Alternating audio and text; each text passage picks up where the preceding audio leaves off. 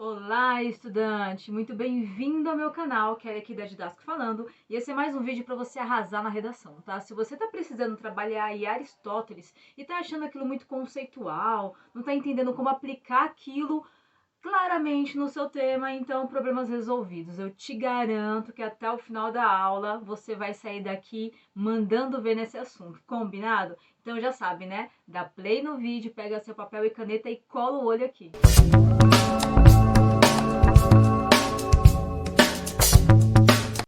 Eu já vou começar abordando o assunto assim, ó. Aristóteles, ele é aquele cara gênio. Ele é aquele cara gênio, tanto que ele é conhecido como ser um polimata. O que é um polimata, pessoal? Ele estuda várias matérias, poli de várias e mate de matéria. Ele estuda várias matérias, vários conceitos, passando por geometria, filosofia, política, ética, matemática, metafísica, teologia, pedagogia, enfim, isso é só algumas, tá? Mas tem mais de uma dezena de matérias que Aristóteles dominou ao longo dos seus estudos. É impressionante. Isso já nos deixa muito claro o quanto que esse cara ele foi diferenciado e o quanto esse conceito que eu vou falar aqui vai te abrir as ideias, tá? Então segura aí. Aristóteles nasceu em Estagira. Olha, alguns dizem Estagira e outros dizem Estágira, tá? Eu fui dar uma olhadinha ali na etimologia da palavra. Sim, porque o que você tem aqui é o de melhor, tá bom? E aí eu vi que é estagira, ok? Pela etimologia. Lá, enfim, lá na Grécia se falava estagira porque não tem acentuação. Enfim, então é assim que eu vou tratar. Ele nasceu em 384 a.C., tá? E ele faleceu com 62 anos. Olha só, qual que é a história dele? Ele nasceu em Estagira, ficou ali durante 17 anos. Quando estava para 17 para 18 anos, ele queria estudar com Platão. Então ele foi lá para Atenas, tá? Platão estava lá em Atenas.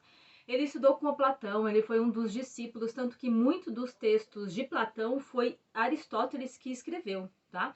Enfim, ele era aficionado por Platão e posso te falar também que Platão ali como professor dele, como orientador, mestre dele, tinha muita apreciação por Aristóteles porque o cara era diferenciado, o cara era punk, entende aqui? Bom, então ele ficou com Platão, absorveu todos os estudos de Platão, ficou até a morte de Platão. Quando Platão faleceu, procurava-se alguém para tomar o lugar, né, de Platão para dar continuidade aos estudos. Detalhe, Aristóteles ele seria assim, digamos, o aluno, a pessoa mais recomendada a fazer isso, mas ele não pôde aplicar o local porque ele era estrangeiro, lembra? Ele não era de Atenas. E Atenas, naquele período, ela tinha uma ideia de defender as raízes, de ser muito, digamos assim, natural das suas coisas. Quem era natural dali podia assumir os cargos, entende? Então ele não pôde assumir. O que ele fez? Foi embora. Ele foi embora de Atenas, pessoal. E daí ele foi para uma outra cidade, para outra polis naquela época que estava crescendo e desenvolvendo muito, onde Alexandre o Grande, ele era o dirigente político, ele era o imperador dali, ok? E Alexandre o Grande já tinha informação já de quem era Aristóteles, falou: "Ei, esse cara tá chegando, é ele que eu quero. Chama ele aqui que eu quero aprender com ele. Ele vai me dar noções de ética, política, filosofia para que eu consiga manejar da melhor forma possível o meu reinado." E assim foi. Aristóteles, pessoal, trabalhou muito tempo com Alexandre o Grande, orientou muito eles, tanto que, assim, você já ouviu falar de Alexandre o Grande? Ele foi um dos grandes imperadores da Grécia, tá? Conquistando vários territórios, ficando por grande tempo no poder, tanto que ele só saiu do poder quando ele faleceu. Mas antes de te falar do falecimento de Alexandre o Grande, eu preciso te falar que Aristóteles fundou, então, em Atenas, fundou então na polis de Alexandre o Grande o Liceu que era conhecido o Liceu das Artes. É como se fosse uma universidade hoje em dia, é como se fosse um colégio, digamos assim, polivalente. Ele tinha várias disciplinas, tinha várias matérias, tinha vários estudos, tá? Fundou lá o Liceu. E aí ele ficou também até Alexandre o Grande falecer. Ele ganhou grande renome. E quando Alexandre o Grande faleceu, na verdade, assim, o império dele foi tomado. Quando o império dele foi tomado, aí chegou um outro novo imperador e não quis saber de Aristóteles. Exatamente, falou: "Ó, manda derrubar isso daí, eu não quero nada que era de Alexandre o Grande, eu sou contra o pensamento dele." Então Aristóteles tinha que sair correndo, exatamente. Quando ele saiu de lá, digamos que o Liceu ele não pôde assumir. Pessoal, imagine, aí foi a tristeza profunda de Aristóteles. Ele falou: "Como assim? tudo que eu construí na minha vida tá lá. É como se você, sabe, tudo que você construiu na sua vida de uma hora para outra acabasse. O carro, a casa, as relações, o conteúdo, tudo que você está construindo acabou, virou poeira. Foi isso que foi o Liceu para Aristóteles. Ele teve que sair fora. Quando ele saiu fora de lá, pessoal, não demorou mais ou menos, ele foi para Calcius, tá? Que era uma cidadezinha menor. Quando ele foi para Calcius, não demorou nem um ano, Aristóteles faleceu. Muitos dizem que ele faleceu de tristeza, sabe? Já não tinha mais o que fazer da vida. Faleceu ali, já estava fraquinho, então, da idade avançada, e foi assim que ele terminou a vida. Era de se imaginar. Tem várias teorias para eu falar de Aristóteles, tá? Inclusive, tem vários livros dele, mais de uma dezena. Pessoal, o cara era gênio mesmo, o cara era punk, entende aqui? Mais um dos livros dele, digamos assim, que eu até já tive conhecimento, já li um pouco de lá, confesso para você que eu não li ele todo, não. E vários dos estudos do pensamento dele tá lá, é a chamada Organon, quer dizer, organização total, sabe? E dentro desse livro, um dos estudos dele, que são as 4 teorias causais. Dentro desse livro está essa teoria que é um dos estudos, tá? Um dos vários e riquíssimos estudos que Aristóteles aí elaborou. Vamos então falar um pouco sobre isso, pessoal? O que foi então essa teoria das 4 causas? Viaja aqui comigo, tá? Viaja aqui comigo. Imagina essa caneca aqui, ó. Essa caneca, exatamente. Para Aristóteles, para eu conseguir estudar essa caneca como um todo, eu preciso analisar 4 causas. Sim, 4 causas. A primeira causa é a causa material, ou seja, qual que é a matéria que ela é feita, né? Do que ela é feita. Então, ela é feita de uma louça, né? De uma espécie de material aí meio frágil, então uma louça, ok? Qual que é a segunda teoria aqui? É a causa formal, ou seja, qual que é a forma dela. Toda caneca ela tem uma forma específica, não pode fugir muito dessa forma, certo? Ela pode ser ali cônica como essa, ela pode, cilíndrica como essa, ela pode ser cônica, ela pode ser quadrada, mas ela precisa ter uma alça, ela precisa ter um local onde o líquido vai acomodado, ela precisa de uma forma. Terceira teoria, que é a teoria eficiente, ou seja, quem fez e quem elaborou essa caneca, tá? Quem elaborou essa caneca, então provavelmente foi lá na empresa, lá na fábrica, né? Onde tem uma máquina, onde fizeram alguns adornos, de repente até esses desenhos aqui fizeram à mão, enfim. Então ela tem uma teoria eficiente que é quem produz a caneca, tudo bem? E por último, a quarta causa, que é a teoria final, ou seja, qual que é a finalidade dela? Para que ela serve? Ela serve para que eu possa beber, ela serve para passar uma identidade, ela serve para que nós possamos mostrar a nossa marca, desenhar a nossa marca, então ela tem essas 4 causas. Aí de repente você olha ali e fala assim, tá, não sei se eu entendi muito não. Vamos para outro exemplo agora, um exemplo mais, digamos, mais político na nossa vida. Tudo bem aqui? Vamos fazer a análise das 4 causas de um sistema público de saúde. Tudo bem até aqui? Vamos lá então. Pode ser o nosso Sistema Único de Saúde, o SUS, ok? Então vamos lá, qual que é a teoria material? Do que ele é feito?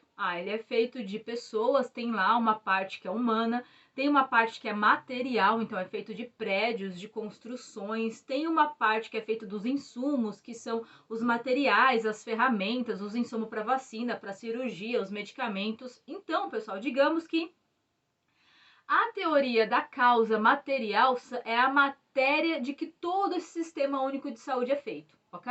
Por quê? Quando você olha a teoria material, você vai identificar se tudo está de acordo, se está completo, se está faltando, se está atrasado, se aquela matéria, se ela está, digamos, de acordo com a modernidade tecnológica, você consegue analisar tudo só olhando a causa material de Aristóteles. Show?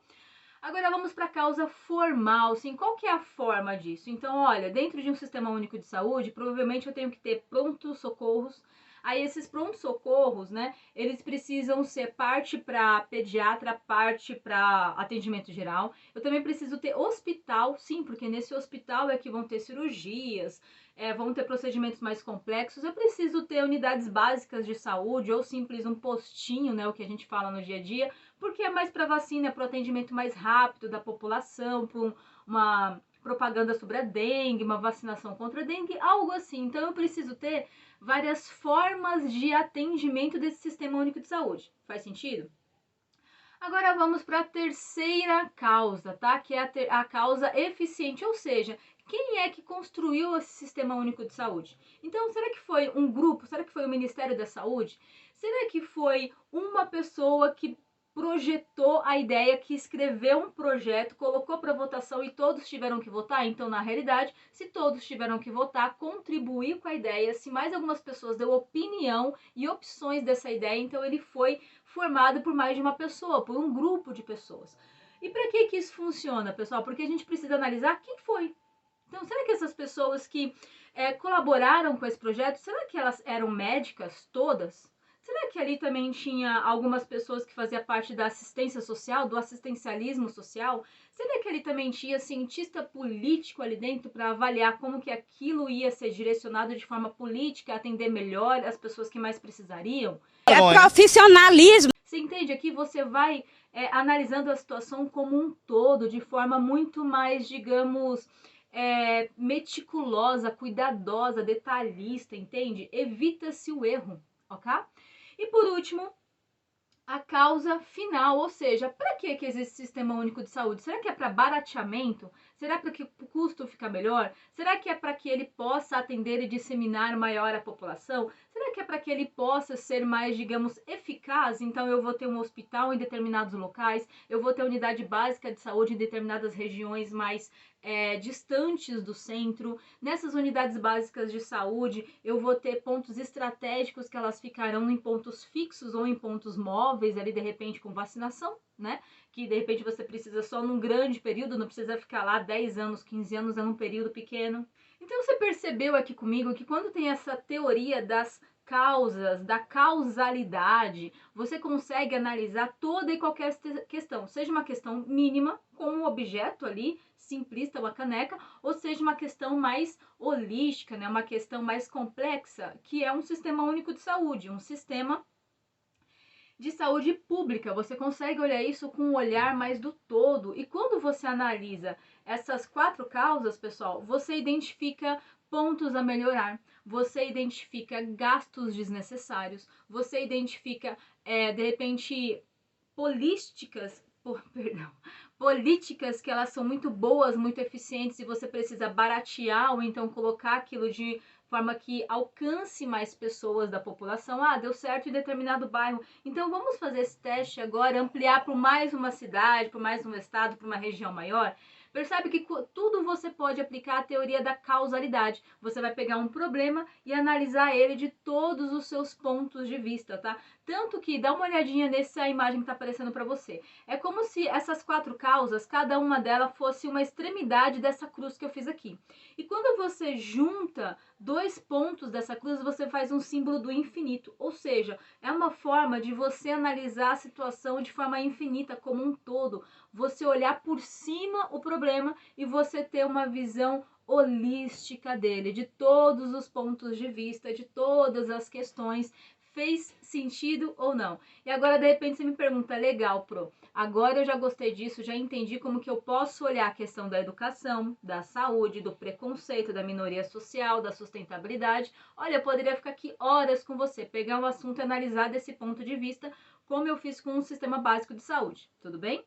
Mas além disso, você sabe, né? A nossa aula ela não é nada aqui muito superficial, não. Aqui em alguns minutinhos a gente aprofunda o conteúdo que você sai daqui prontíssimo para a prova. Então, o que eu quero trazer aqui, além disso, são algumas frases do Aristóteles que eu tenho certeza que vai te inspirar. Vai te trazer aí, digamos, alguns insights para você escrever na sua redação. E quando eu estiver fazendo essas frases, pessoal, falando aqui, elas aparecendo na tela, viaje aqui comigo. Pense em questões de racismo, questões de xenofobia, de preconceito, de falta de inclusão. Olha, poderia ficar dando várias temáticas aqui. Problema ambiental. Nossa, diversos outros aqui que alguma dessas frases vai se encaixar. Então, a primeira é: o homem é um animal político. Quando Aristóteles está falando isso, está afirmando isso, o que ele nos traz à reflexão? O que ele quer que a gente compreenda, pense sobre isso? Que todo indivíduo, ele age dentro de um grupo. Ele precisa agir em um grupo. Por mais que você pense assim, ah não, olha, eu adoro solitude, eu não gosto de viver com ninguém, eu gosto de viver sozinho. Por mais que eu seja um outro extremo, tá? Vamos pensar, pessoal, sempre quando eu trago algum conceito, eu peço assim, olha, pensa na média, tá? Pensa na média da população, ok? Pensa na maioria do seu dia a dia, pensa numa situação que não seja tão extremista, porque até mesmo se eu pegar alguns pontos extremistas e falar que o ser é o homem é um ser político, é um animal político, um animal racional político, né? Eu tenho que considerar que esse homem, ele precisa se relacionar com outra pessoa, né? Esse ser vivo, ele precisa se relacionar, ele vai precisar de um serviço de energia elétrica. Eu posso trabalhar aqui, ó, 24 horas sozinha, online, fazendo vídeo para você, mas eu vou precisar da empresa que disponibiliza energia elétrica. Eu vou precisar do serviço que disponibiliza a internet, o serviço de conexão. Eu vou precisar do serviço de abastecimento de água e saneamento básico. Eu vou precisar do serviço, provavelmente, de quem fez essa caneca, porque eu preciso dessa caneca todos os meses. Eu vou precisar, digamos, das pessoas que estão trabalhando no supermercado para que eu possa me alimentar. Então, assim, eu sou um ser político que uma hora ou outra, no determinado momento ou outro, eu vou lidar com uma outra pessoa e a forma com que eu lido com essa outra pessoa faz toda a diferença na minha vida e na vida dela, ok? Um exemplo, tá? Imagina eu te encontrar entrando no mercado, aí eu esbarro em você e eu nem peço desculpas, nem me retrato, saio pisando firme e olho para você ainda de cara feia. Aquilo ali, pessoal, não é saudável para você nem para mim, ok? Agora eu vou numa outra situação, tá? Eu tô pegando pontos bem simplistas, tá, pessoal? Não tô pegando nem religião, política, sabe? Educação. Olha, tem pontos bem simplistas. Agora eu te encontro também lá, piso no seu pé e daí eu peço desculpas para você, falo que eu estava desatenta, que foi totalmente sem querer, que eu sei que isso não justifica a minha falta de atenção, mas eu simplesmente quero demonstrar para você que eu estou tocada por aquilo e que essa não era a minha intenção. Tudo bem aqui? Você percebe como que uma questão de gentileza, uma forma como tratar o outro também vai fazer diferença no meu dia e no seu? Seja naquele minutinho, é muito mais saudável viver dessa forma, é muito mais harmonioso. Então eu fui num ponto bem pequenininho, tá? Mas você pode pegar isso e ampliar, como que o ser ele é político na forma que ele se comporta e na forma que ele trata os demais, tudo bem? Outra frase dele aqui, ó. A educação tem raízes amargas, mas os seus frutos são doces. O que ele tá falando, pessoal? Para você, para mim, para qualquer indivíduo na vida conseguir passar numa prova, conseguir passar na escola, no concurso público, na faculdade, conseguir produzir um produto desse aqui, se eu parto do zero, eu preciso estudar. Eu preciso ficar horas afinco, eu preciso pensar, vai ser difícil, não vai ser todo 100% dos conceitos que eu for absorver de forma muito clara. Vai ter um outro conceito que eu vou travar, que eu vou precisar rever depois, que eu vou me sentir meio um fracasso. Isso faz parte do ser humano. Então, ele falando que eu vou ter que me abdicar. Quantas vezes você ou eu nos abdicamos de sair um final de semana, de descansar, ou de dormir mais cedo, ou de ter um lazer, e a gente falou, não, ainda não é o momento, eu preciso me dedicar mais aqui. Nossa, mas eu tô com vontade, chegou, eu mereço. Mas ainda não é o momento. Eu ainda não conquistei o que eu queria, eu preciso ainda derramar um pouquinho mais de suor aqui para que eu alcance o que eu quero. Então, digamos que o estudo ele tem várias raízes amargas, mas os seus frutos, passar na faculdade, conquistar aquela vaga, aquele emprego no concurso público, vir aquela nota linda final de ano, você ser admirado pelas pessoas e ter o seu reconhecimento, né, o seu valor, você se valorizar, não tem preço, certo? E a última frase que eu quero deixar aqui de Aristóteles é quando ele fala assim, ó: o homem ele é livre para fazer as suas escolhas, mas ele é escravo da sua consciência. O que ele está falando? Pessoal, eu posso quebrar essa xícara, eu posso cometer algum crime, seja mais simples ou mais elaborado, eu posso parar o meu carro em via pública, que não pode, isso é um crime, ok? É um crime. Eu posso atropelar alguém, eu posso subornar alguém, eu posso. né? Eu sou livre para fazer as minhas escolhas, mas eu sou escravo da minha consciência. Ele nem falava o seguinte, você é escravo das penalidades que você vai sofrer, porque eu estou cometendo um crime, ok? Eu vou sofrer uma penalidade. Ou se eu estou cometendo algo que nem é crime, mas digamos que vai em desacordo com os meus princípios, com os meus valores, sabe? Tem muitas coisas aí também que não é crime, mas que você olha e fala, eu não acho legal. O que é esse não achar legal? Não está em acordo com os seus princípios, com os seus valores, com a sua ética, ok? Você fala, eu não penso bem assim. Não está em acordo com, digamos, a espinha dorsal do seu pensamento, tá? O que para você tem valor, ok? Então tem muita coisa que a gente é muito livre para fazer o que quiser, mas a gente vai ser escravo, ele fala, não é nem tanto das penalidades, digamos, de uma legalidade, de algo legal, de algo que era crime, ok? Quando eu falo de legal, é de legalidade, de ser crime. Ele fala, você vai sofrer pela sua consciência. Será que você vai conseguir se olhar e se admirar? Será que você vai conseguir colocar ali, então, a cabeça no final do dia, pensando sobre o final do dia, você vai sentir orgulho das suas atitudes? Será que você, mesmo quando vendo alguém errado ali, você vai conseguir falar, olha, sem julgamento, mas eu sei que eu nunca faria isso, o que a pessoa tá se comportando. Será que você teria esse brio de olhar para você e saber identificar o seu valor?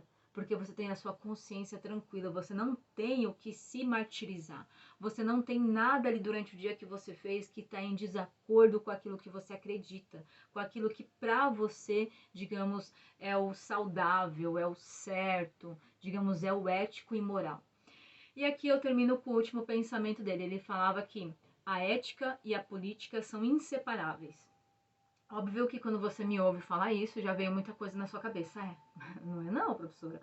Eu vejo muita coisa aí na política, seja na minha região, no meu país ou fora do meu país, ou não precisa nem ser algo direcionado a político, mas eu olho às vezes dentro da minha escola, dentro da minha família, dentro do meu círculo, dentro do meu trabalho, dentro do meu cursinho, dentro do meu grupo de lazer, do meu grupo de amigos e vejo que muita coisa de forma política ali tá em desacordo com éticas e valores, ok?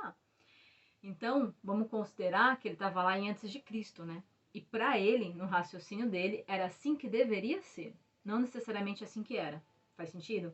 Lembra que ele era o orientador de Alexandre o Grande, ele era o orientador de um imperador que tinha várias terras na sua mão e que era um conquistador de território nato. Era um hábil político, maestrosamente ali para direcionar as pessoas e direcionar a forma de administrar esse território. Então, no olhar dele, é o que deveria ser a ética, os bens, os costumes, os valores de uma coletividade deveria andar junto, de mãos dadas, digamos, com a forma de fazer, o que fazer, por que fazer para essa sociedade. Fez sentido? Bom, esse vídeo vale um joinha, não vale? Tô sabendo que você ainda não se inscreveu no canal. Então, corte aí pra gente saber que esse conteúdo é interessante para você. Muito obrigada pela sua presença, muito obrigada pela sua companhia, espero muito ter colaborado contigo. Deixa aqui nos comentários alguma pergunta, algum insight ou alguma sugestão de algum conteúdo que você gostaria que a gente tratasse aqui. E claro, né, divide esse conteúdo, esse vídeo para aquele amigo, para aquela amiga que você sabe que também estava preocupado com o conteúdo, estava preocupado com a prova, manda para ele que eu tenho certeza que ele vai te agradecer, tá bom? Pessoal, obrigada por hoje, até a próxima e vai lá, gabarita essa prova.